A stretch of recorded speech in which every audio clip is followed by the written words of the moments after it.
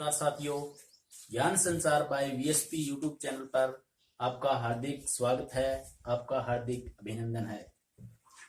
आज हम आपके लिए हिस्ट्री की स्पेशल क्लास लेकर आए हैं, जिसमें हिस्ट्री के 3 पार्ट होते हैं। इसमें सबसे पहले आता है प्राचीन भारत, उसके बाद आते हैं मध्यकालीन भारत और उसके बाद आता है आधुनिक भारत। आज जो हम टॉपिक करने वाले हैं वो हमारा टॉपिक है, वो है मध्यकालीन भारत।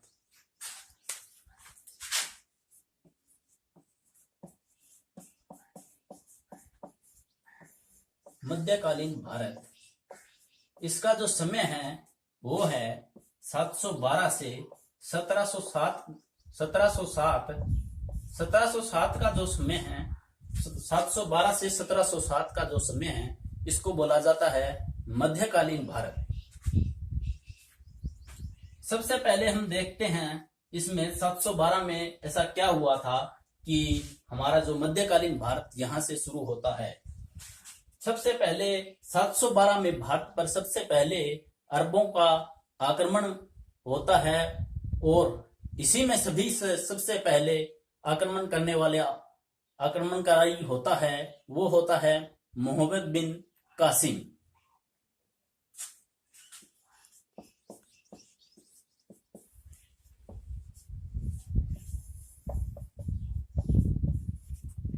मोहम्मद बिन कासिम।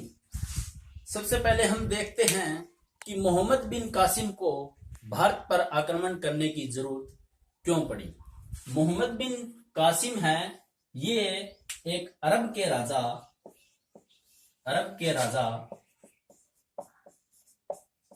अल हज्जाज अरब के राजा अल हज्जाज का सेनापति होता है।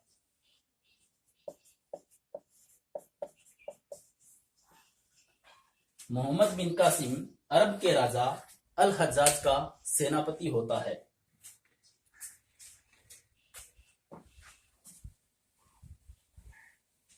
इसके बाद क्या होता है, ये हमारा भारत है।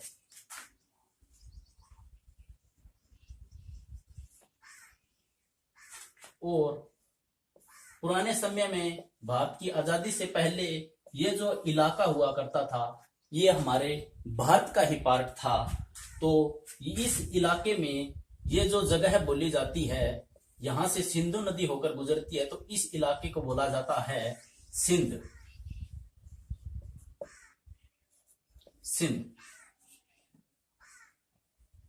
और यहां का राजा था दाहिर। यह एक हिंदू राजा था और यह ब्राह्मण वंश का था। ब्राह्मण वंश का राजा था और सिंध पर राज किया करता था। और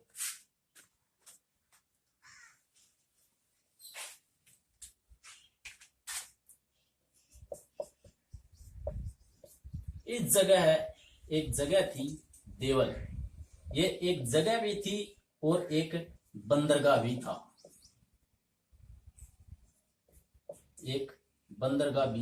था।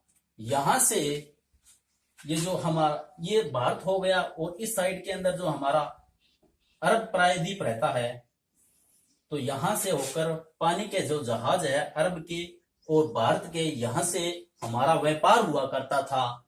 जैसे मसालों का हो गया, किसी और अनाज का हो गया, वो व्यापार हुआ करता था।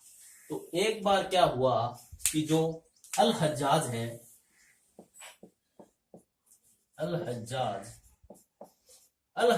के जो व्यापारिक जहाज है वो यहां से गुजरा करते थे।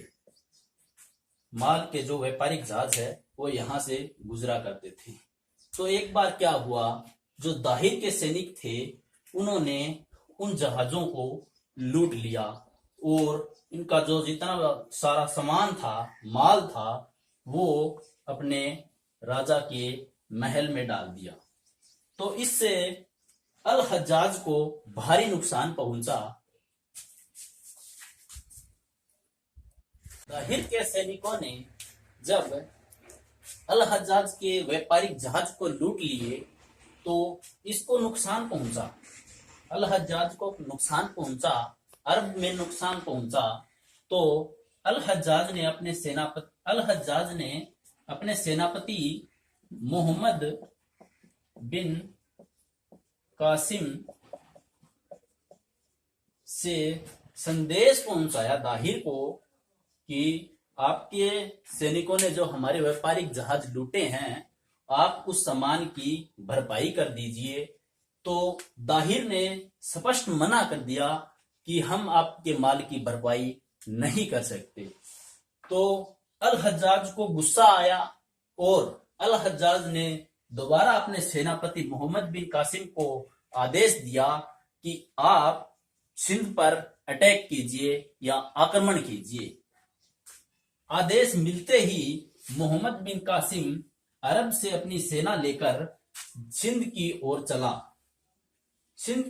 चला और दाहिर नामक ब्राह्मण राजा के साथ युद्ध लड़ा और उस युद्ध में दाहिर नामक राजा जो है वो हार गया और मोहम्मद बिन कासिम ने दाहिर की हत्या कर दी।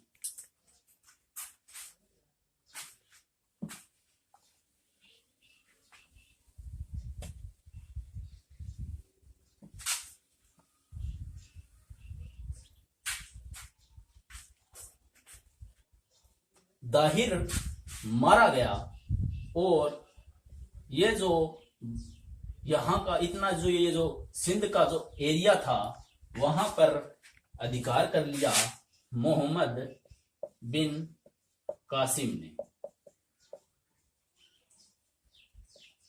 और दाहिर की दाहिर की उस समय 2 बेटियां थी, निर्मला देवी और सूर्य देवी। उन दोनों लड़कियों को मोहम्मद बिन कासिम ने अगवा करके अपने राजा अल हज्जाज के पास भेज दिया, क्योंकि अल हज्जाज के 2 बेटे थे। उनके लिए मोहम्मद बिन कासिम ने उन दोनों लड़कियों को भेज दिया। और उसके बाद मोहम्मद बिन कासिम ने वहां की जनता से जाकर मुलाकात की, बोला देखो आपका जो राजा है दाहिर वो मारा जा चुका है, तो आपकी जो सुरक्षा की जिम्मेवारी है वो अब मेरी है। तो इसलिए वहां की जनता ने इसे स्वीकार किया कि जो अगला जो हमारा राजा है वो मोहम्मद बिन कासिम होगा। मोहम्मद बिन कासिम होगा। मोहम्मद बिन कासिम ने उन लोगों को ये बोला कि अगर आप मेरे साथ चलोगे तो आपको इस्लाम धर्म अपनाना पड़ेगा। इस्लाम धर्म अपनाना पड़ेगा। अगर जो भी इस्लाम धर्म नहीं अपनाएगा उसे एक टैक्स देना होगा, जिसे बोलते हैं जजिया कर, जो सबसे पहले जजिया कर मोहम्मद बिन कासिम ने लगाया था। यह कर उन लोगों को देना होता था जो गैर मुस्लिम है। अगर जिन लोगों ने मुस्लिम धर्म अपना लिया उन लोगों को ये कर नहीं देना होता था, और जो कहते थे कि हम मुस्लिम धर्म नहीं अपनाएंगे उन लोगों को ये जजिया कर है वो देना होता था। और सबसे पहले भारत में जजिया कर लगाने वाला सबसे पहला मुस्लिम मोहम्मद बिन कासिम ही था। इसके बाद ये जो जजिया है ये विकलांग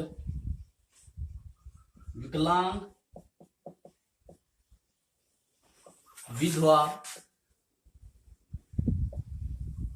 और ब्राह्मण, इन 3 लोगों को ये जजिया कर नहीं देना होता था और बाकी जो गैर मुस्लिम है उन लोगों को ये जजिया कर देना होता था।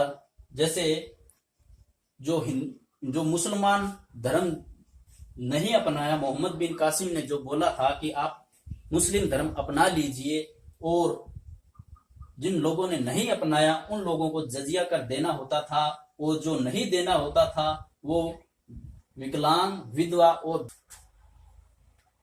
इन तीनों को ये जजिया कर नहीं देना होता था।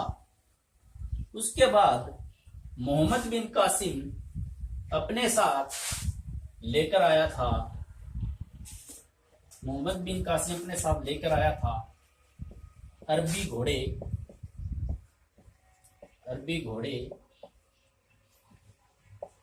ऊंट और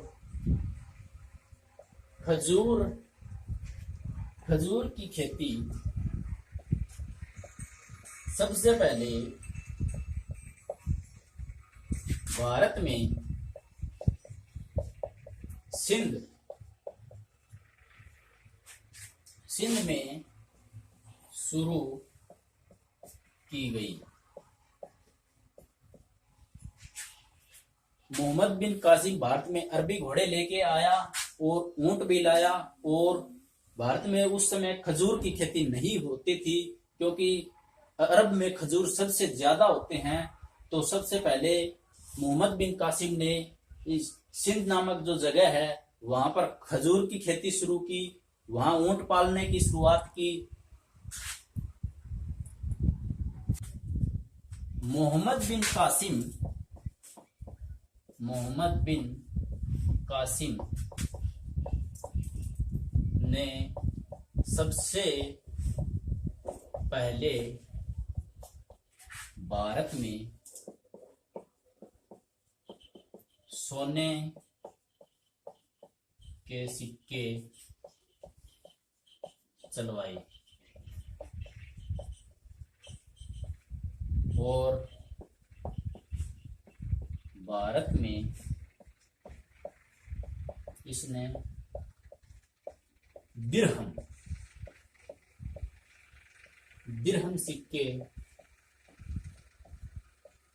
सिक्के चलवाए। दिरहम है ये वर्तमान में यूएई की संयुक्त अरब अमीरात की करेंसी है। इसने भारत में सबसे पहले सोने के सिक्के और दिरहम सिक्के चलवाए। उसके बाद इसने एक ये जो मानसून शब्द है, मानसून शब्द ये अरेबियन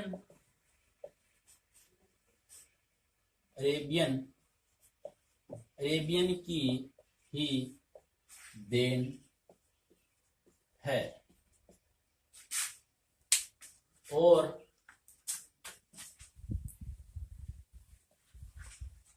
अरबों ने ही सबसे पहले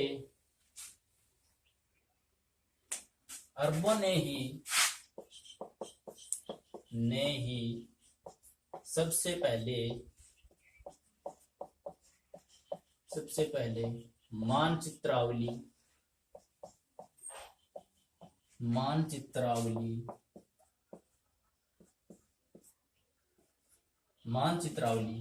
तैयार की। इसके बाद मोहम्मद बिन कासिम ने भारत की दो पुस्तकें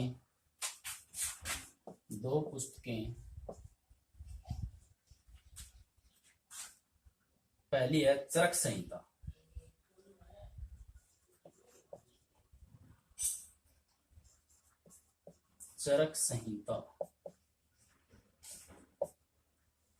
और दूसरी है पंचतंत्र।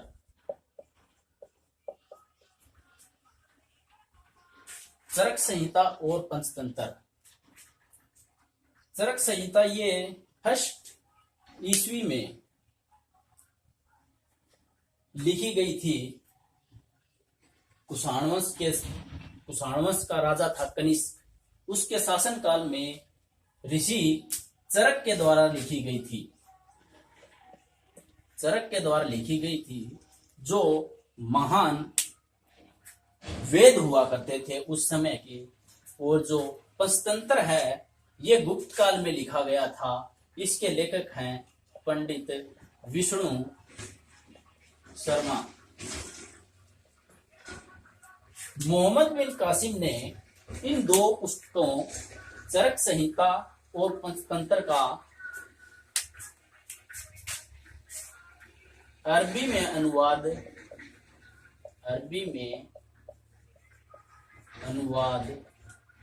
करवाया था। इन दोनों पुस्तकों का मोहम्मद बिन कासिम ने अरबी में अनुवाद करवाया, चरक संहिता और पंचतंत्र का।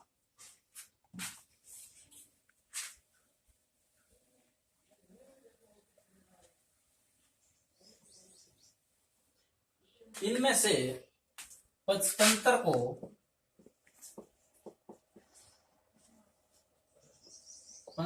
को अरबी में कहा जाता है कालीला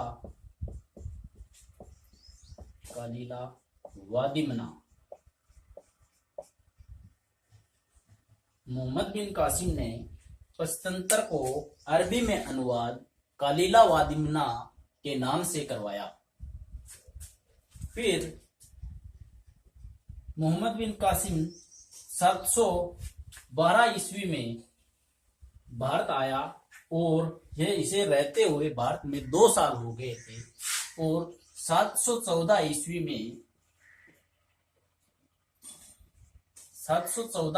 में जो अरब का राजा था अल हज्जाज,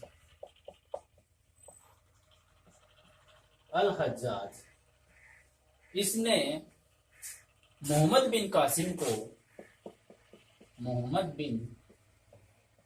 को वापिस अरब बुलाया। क्यों बुलाया?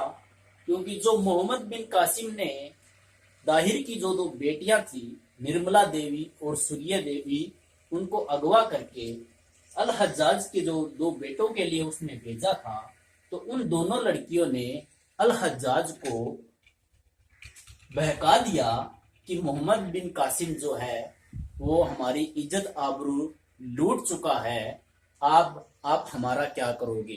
तो इसी से नाराज होकर अल हज्जाज ने मोहम्मद बिन कासिम को वापिस अरब में बुलवाया और जाते ही मोहम्मद बिन कासिम को अल हज्जाज ने मृत्यु दंड दे दिया।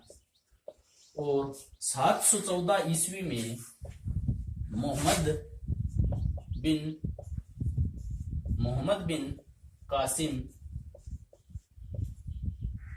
की मृत्यु हो गई। 714 ईस्वी में मोहम्मद बिन कासिम की मृत्यु हो गई। 714 ईस्वी में मोहम्मद बिन कासिम की मृत्यु हो जाती है और इसी के साथ भारत पर पहली बार आक्रमण करने वाला मोहम्मद बिन कासिम की मृत्यु 714 ईस्वी में हो जाती है। और इसके बाद हमारी जो दूसरी क्लास है उसके अंदर भारत पर जो सेकंड मुस्लिम अटैक होगा वो तुर्कों का होगा और भारत पर मोहम्मद गजनवी है वो आकर अटैक करेगा। और उसके बारे में जो हमारे आगे के जो विस्तार से बताया जाएगा वो आपको अगली वीडियो में बताया जाएगा। इसी के लिए सभी को नमस्ते, जय हिंद।